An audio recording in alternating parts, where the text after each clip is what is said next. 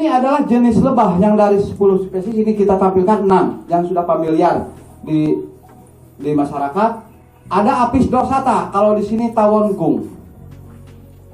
Kalau di sini ya tawon gung ya. Tawon gung. Apis dorsata ini juga hidup di daerah sini. Kenapa? Di sini karena multiflora hutannya, ya, madunya melimpah. Di sini juga hadir para pemburu-pemburu, ya. Mana pemburu dorsata? Angkat tangan. Dia adalah perampok. Garong dia. Mana perawat lebah? Dani Blue mana? Perawat lebah mana? Perawat lebah Melipera. Perawat serana mana? Mereka ini adalah perampok. Nah iya, lebah menimbun madu untuk cadangan makanan dia pada saat untuk menghadapi musim dirampok oleh dia. Kang Debi, peternak lebah, pemburu lebah, ya. Apa saya perampok? Perampok. Tapi saya perampok yang arif dan bijaksana. Iyalah, saya merampok lebah, tapi dengan arif dan bijaksana, Pak. Ada perampok yang arif dan bijaksana. Saya ambil itu madunya, tidak semuanya. Sisakan 20% untuk makanan dia kelangsungan. Lah ini Jaya, Ki Arno, Dani Blum, panen madu, wah duit mbak terus semuanya. Tahu-taunya dorsatanya minggat, Meliperanya menyusut, serananya kabur. Kenapa? Karena dipanen semuanya 100%, akhirnya si larvanya ini kelaparan, tidak ada pasokan tadi yang namanya royal jelly. Maka itu mudah-mudahan bapak-bapak sekarang, para peternak, para pemburu, jadilah kita perampok yang arif dan bijak, perampok yang penuh dengan kasih sayang. Ya, insya Allah bisa ya? Bisa. Jadi kita lakukan panen lestari. Nah, ini jenis apis cerana, kalau di sini unduhan, nyawan, apa? Nyiruan, ondoan. Ondoan, kalau di sini namanya ondoan. Ini sangat banyak juga di sini. Ya, namun di sini sayangnya mungkin masih ada yang berupa tekniknya dengan teknik gelodokan. Kalau kita ingin hasilnya melimpah seperti Melipera, maka kita buatkan kotaknya seperti Melipera dan kita rawat dengan teknik Melipera. Itulah yang kami lakukan selama 30 tahun. Budidaya apis cerana dengan teknik Melipera. Untuk meningkatkan produksi dan tidak merusak koloni.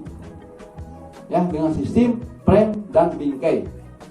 Bila perlu kotak apis cerananya ditampilkan ke sini.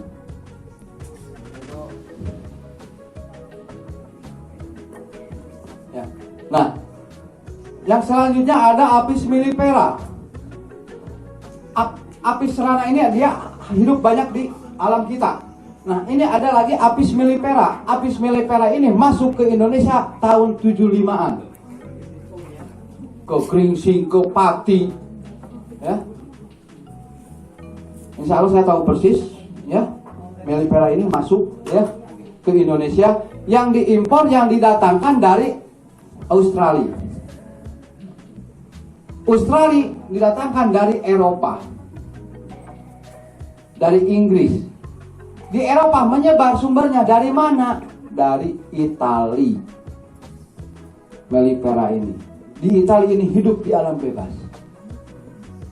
Nah, Melipera ini bisa direkayasa, bisa dibudidaya dengan sistem kotak, sistem frame seperti ini. Pembuat kotak ini adalah LL Langstroth namanya. Kotak Langstroth ini namanya, ya, penciptanya. Dan dia dapat royalti sampai sekarang dari kotak ini, ya. Nah, dengan sistem kotak ini, Melipera ini ternyata mudah dirawat, menghasilkan produksinya yang melimpah.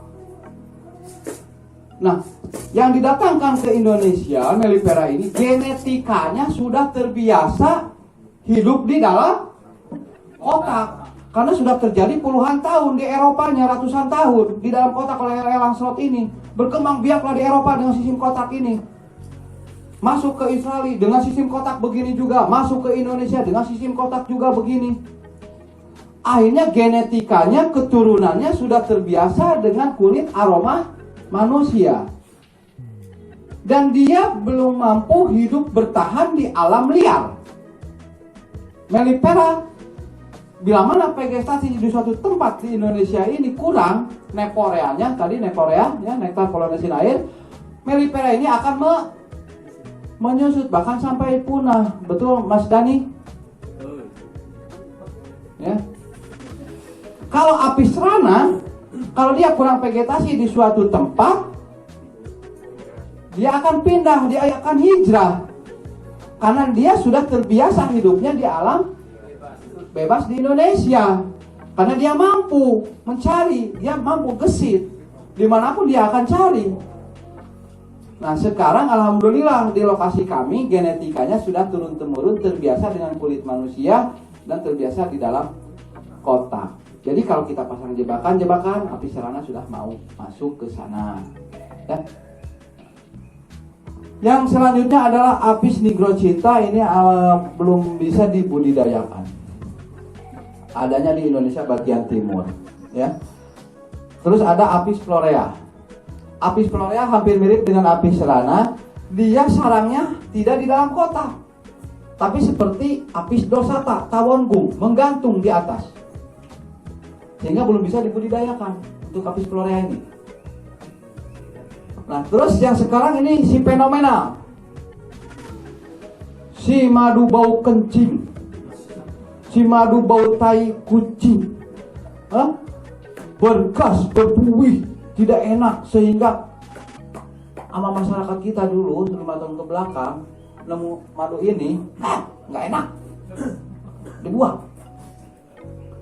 Padahal di negara Eropa madu ini bagus.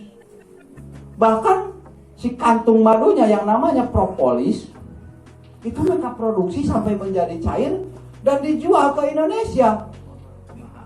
Harganya mahal. 10 mili harganya mencapai 300.000. Padahal bahan bakunya dari Indonesia. Yang bodoh siapa? Kita. Bapak sendiri yang ngaku, bukan saya. Saya mah pintar udah proses propolis. Trigona ini adalah lebah fenomena. Ditemukan tahun 1789. Hidupnya di tembok-tembok. Ada yang di batang pohon, ada yang di bambu-bambu, betul? Ini dibudidayakan. Sekarang sudah meluas, sekarang sudah merata.